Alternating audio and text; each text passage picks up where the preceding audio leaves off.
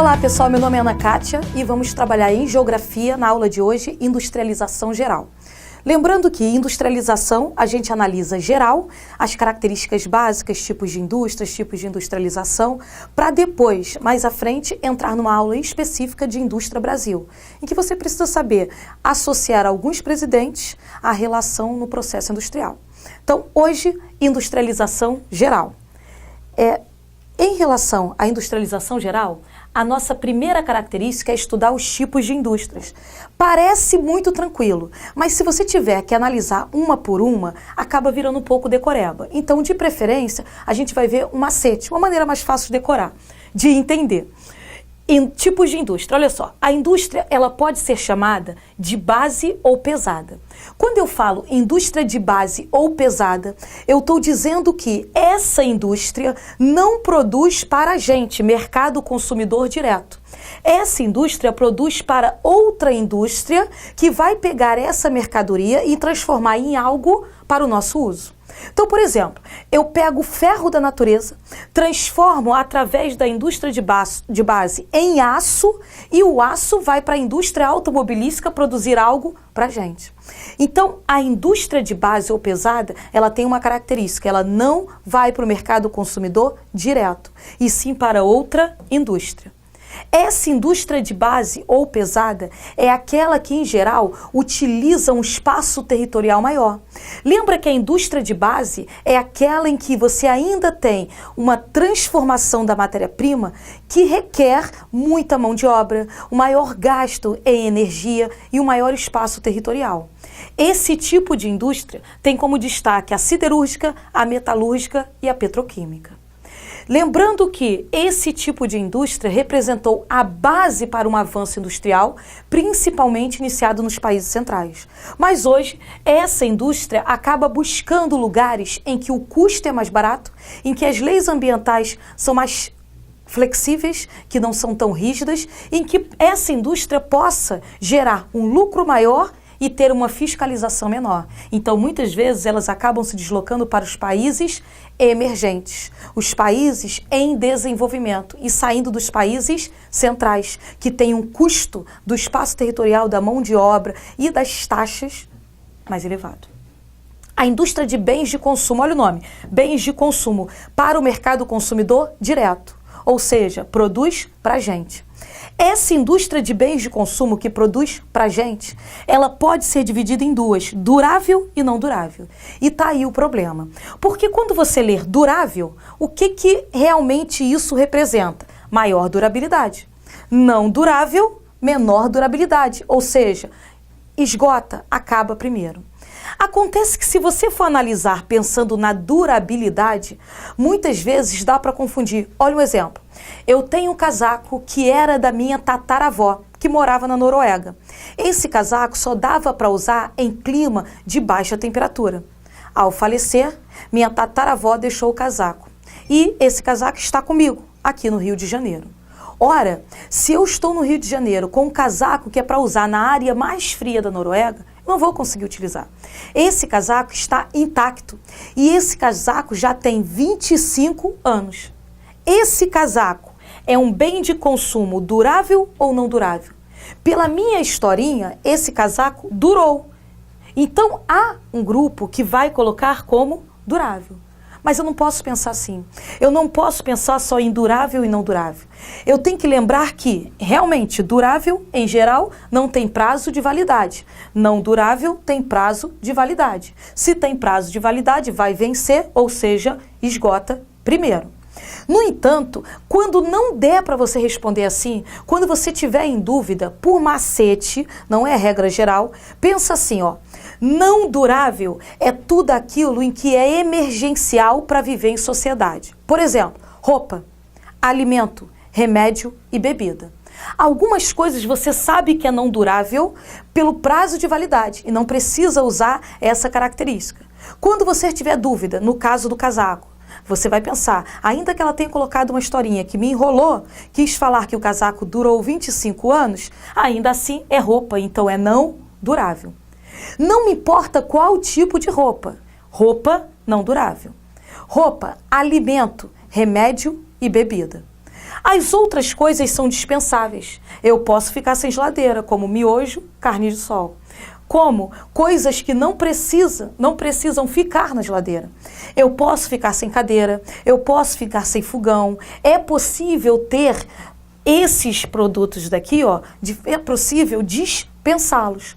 Então, quando eu falo durável, pensa naquilo que é secundário para a sociedade, que é bom, é necessário, serve para o conforto, para o dia a dia, mas não é algo que eu tenha necessariamente para viver em sociedade. Fica mais fácil você responder assim. Então, de novo, indústria de base produz para outra indústria, siderúrgica, metalúrgica e petroquímica.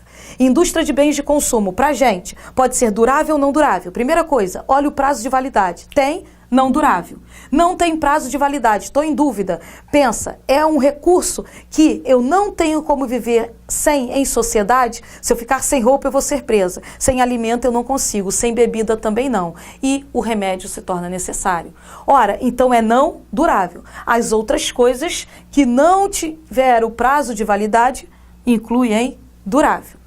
Ora, ainda podemos analisar a indústria de tecnologia de ponta. A indústria de tecnologia de ponta é a indústria que se desenvolve na terceira revolução industrial. Lembrando que o marco da terceira revolução industrial, que é a revolução técnico, científica e informacional, a revolução da tecnologia de ponta, aquela que os países centrais começam a priorizar a robótica, a informática, a biotecnologia, o aeroespacial, a tecnologia de ponta é da década de 70. De 1970 para cá, a gente fala na indústria de tecnologia de ponta. Essa é a base do processo de desenvolvimento atual dos países centrais.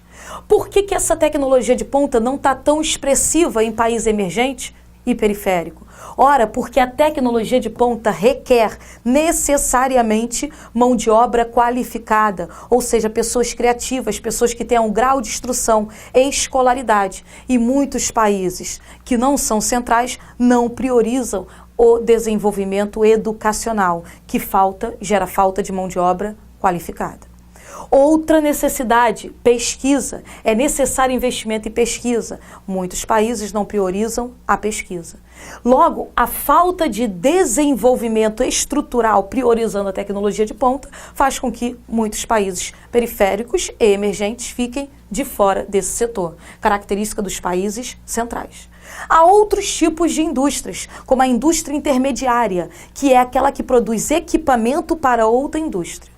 Mas, no geral, são esses os três tipos básicos que aparecem a nível de vestibular.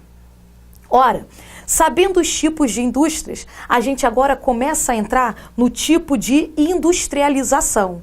Ou seja, como ocorreu esse processo de desenvolvimento industrial em um determinado país ou em uma determinada época. Em tipo de industrialização, a gente divide em industrialização clássica e industrialização tardia. Ora, a industrialização clássica é aquela que é desenvolvida em países centrais. Eu só falo de industrialização clássica se eu estiver me referindo a um país central.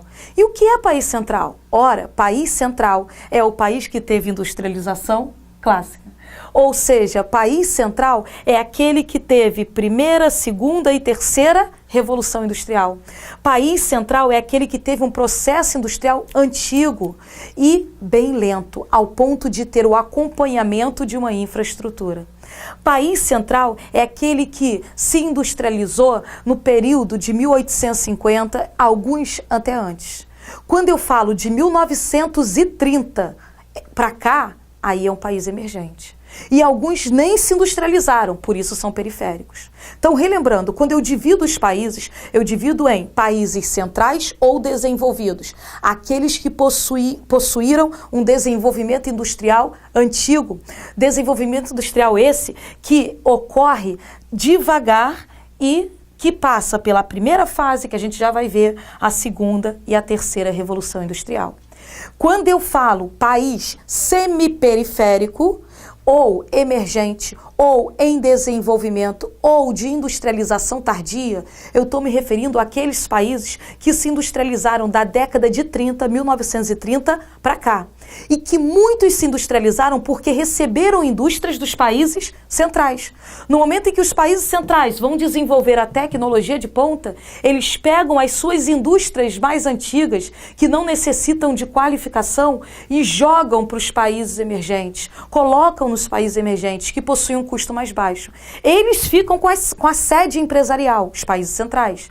Eles ficam recebendo capital, mas a produção vai para um país que tenha terreno barato, mão de obra barata, vantagens fiscais, custo mais baixo. E isso acaba fazendo com que esses países tornem-se países industrializados, tardiamente, mas industrializados. Então, semi-desenvolvido ou central, semi-periférico, emergente em desenvolvimento, industrialização tardia, e o último, periférico.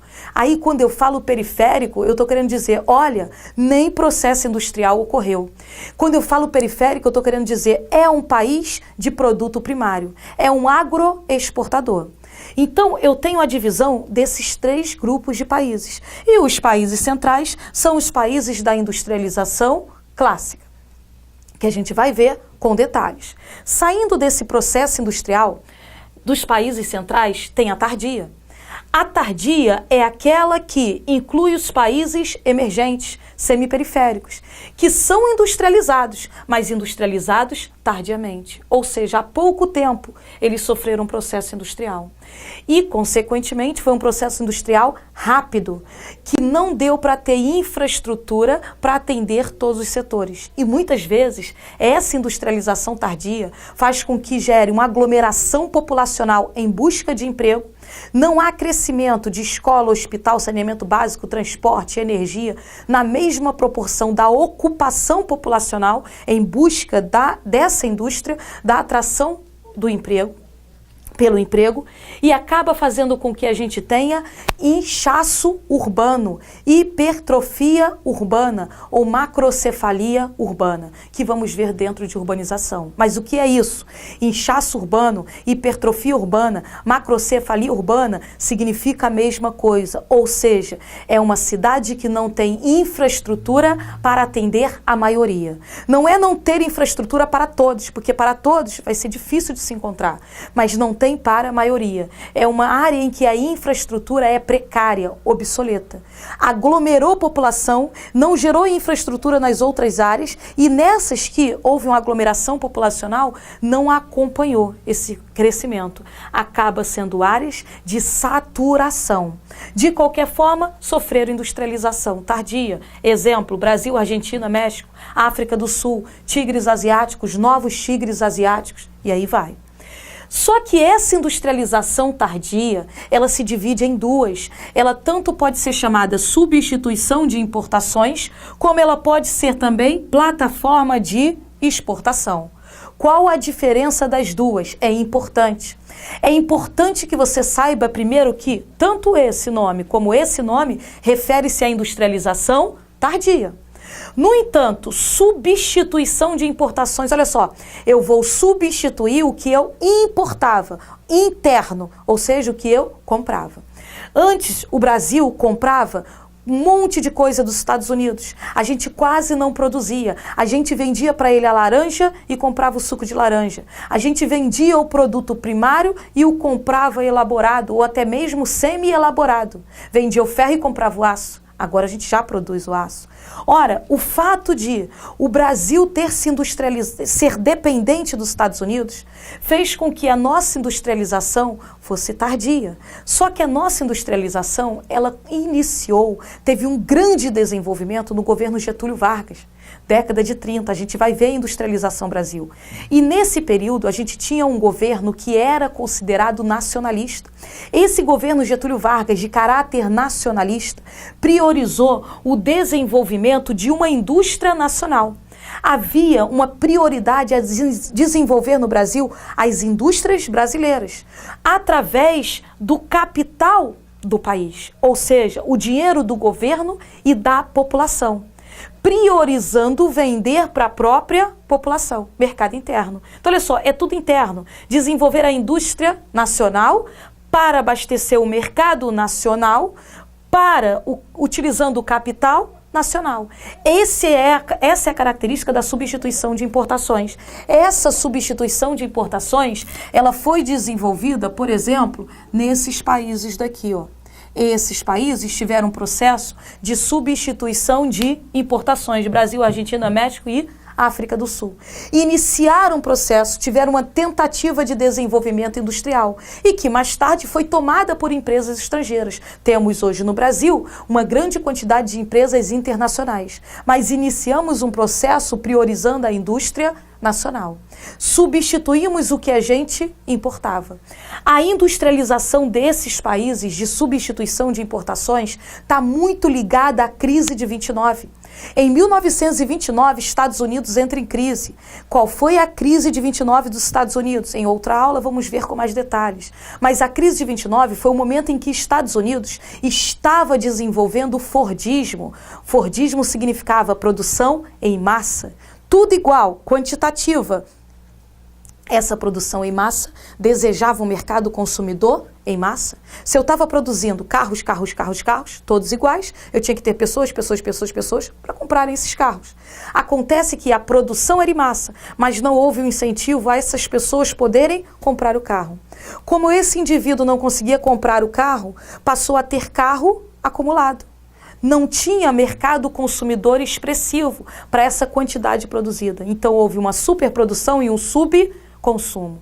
Momento que a Europa também se recupera da Primeira Guerra Mundial e começa a desenvolver de novo seus produtos e diminui a compra dos Estados Unidos. Estados Unidos entra em crise. Se Estados Unidos passa a entrar em crise, tem um monte de coisa para vender e não tem para quem, começa a vender as ações das empresas. Os empresários começam a vender as ações despencam de preço. Várias ações para serem vendidas para poucos compradores. Gera uma crise financeira. O craque da Bolsa de Nova York, a crise da Bolsa de Nova York.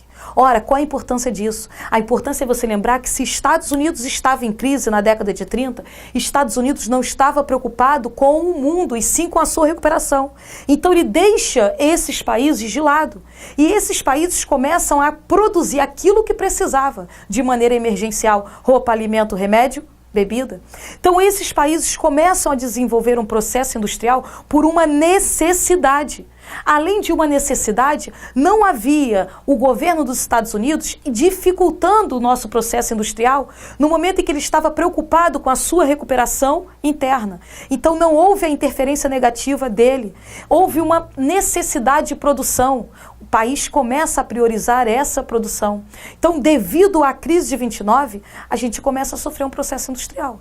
E se você pensar no Brasil, você vai lembrar que, para completar, a crise de 29 afetou o setor de café. A nossa venda era a cafeicultura. Começa a entrar em crise, porque a gente vendia café para os Estados Unidos. Se ele está em crise, ele não vai comprar café, que é desnecessário, é supérfluo.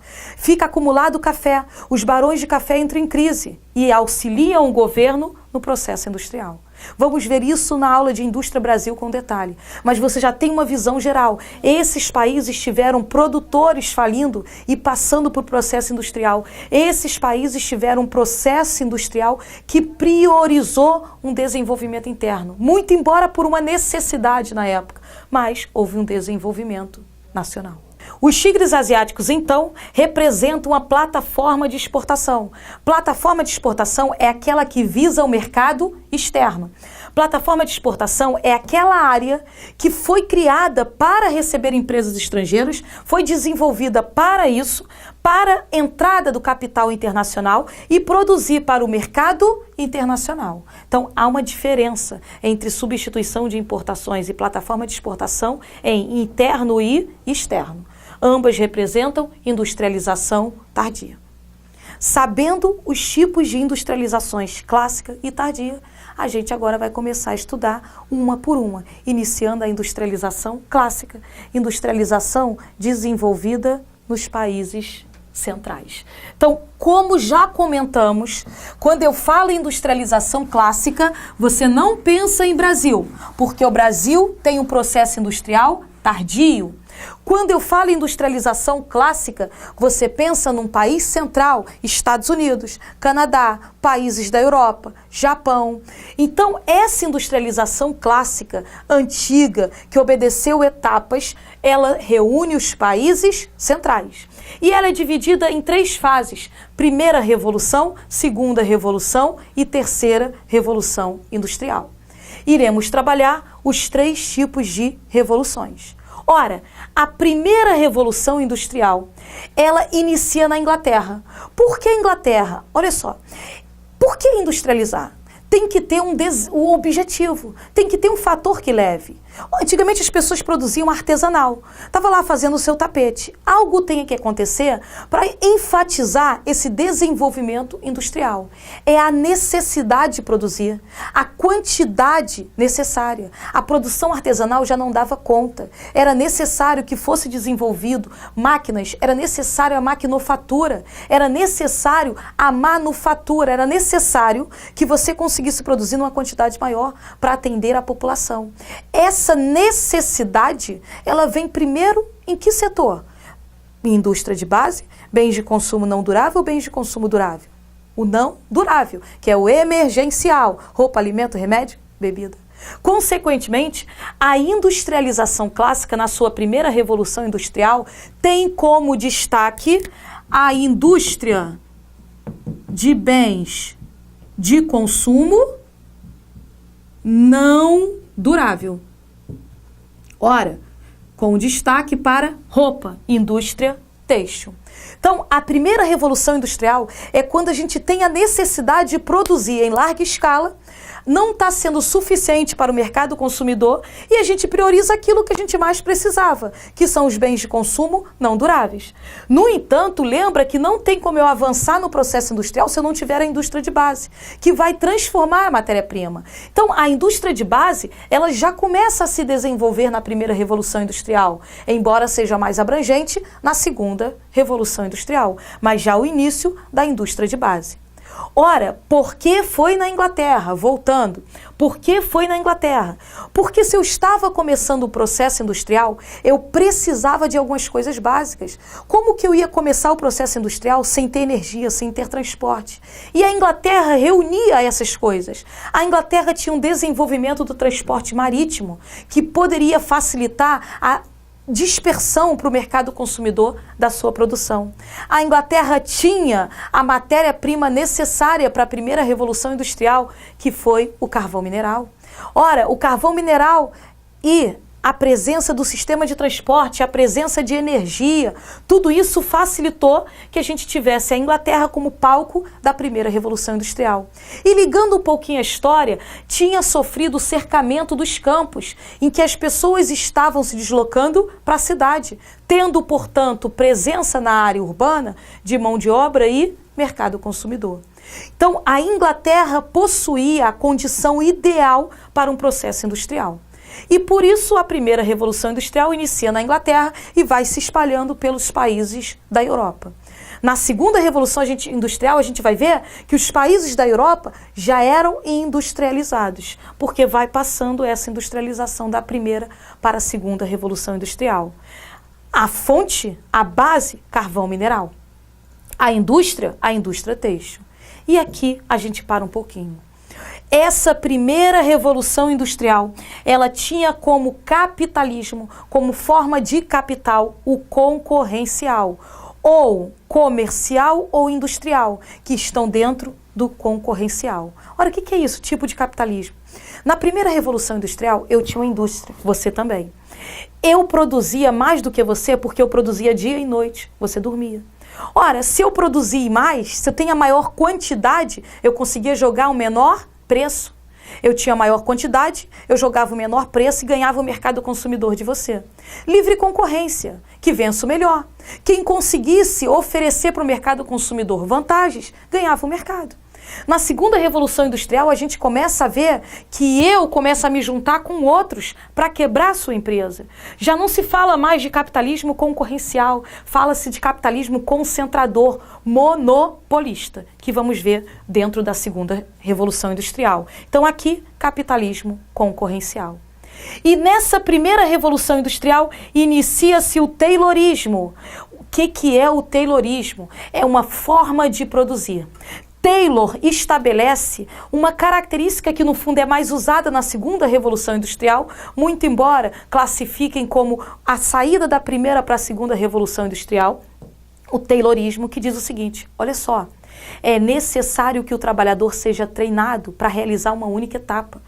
Não tem como a empresa funcionar se o trabalhador não souber muito bem aquela mesma etapa. O produto não é o mesmo. Eu não sei produzir caneta diferente, só sei produzir um tipo. Então vamos fazer com que cada trabalhador realize uma etapa, porque se cada trabalhador realizar uma etapa, vai ser mais rápido, a tendência é errar menos, o trabalho dele vai ser repetitivo, ele vai ficar alienado, mas a empresa vai ter o quantitativo. Essa visualização do trabalhador, da mão de obra especializada, foi desenvolvida pelo Taylor, é o Taylorismo. Para exercer influência no trabalhador, era necessário que a empresa dividisse funções, dividisse tarefas, cada um exercia uma etapa, mas tinha que ter alguém tomando conta. Então, quando a gente fala de Taylorismo, além de analisar que é o uso da mão de obra especializada, do trabalhador especializado, que significa realiza uma única etapa, não precisa de grau de instrução, não precisa de entender de todo o processo, só uma única etapa. Charlie Chaplin, vamos ver daqui a pouco as fotos, realiza uma única etapa. Mas além disso, eu começo a falar que a empresa tem que ter uma hierarquia, tem que ter um gerenciamento, ou seja, chega o momento que eu passo a ter 5.000 funcionários. Eu não consigo mais vigiar a todos. Quando eu olho o primeiro, o último está dormindo. Então eu preciso dividir a minha empresa em grupos, em supervisor de seção, em gerente, em subgerente. Essa hierarquia, esse gerenciamento tem por objetivo fazer com que haja o aumento da produção, enfatizando o uso da mão de obra constante, mas numa única etapa especializada. Essas são as características da primeira revolução industrial. Bom, pessoal, na próxima aula a gente continua aí as nossas revoluções industriais, os nossos processos. Até a próxima.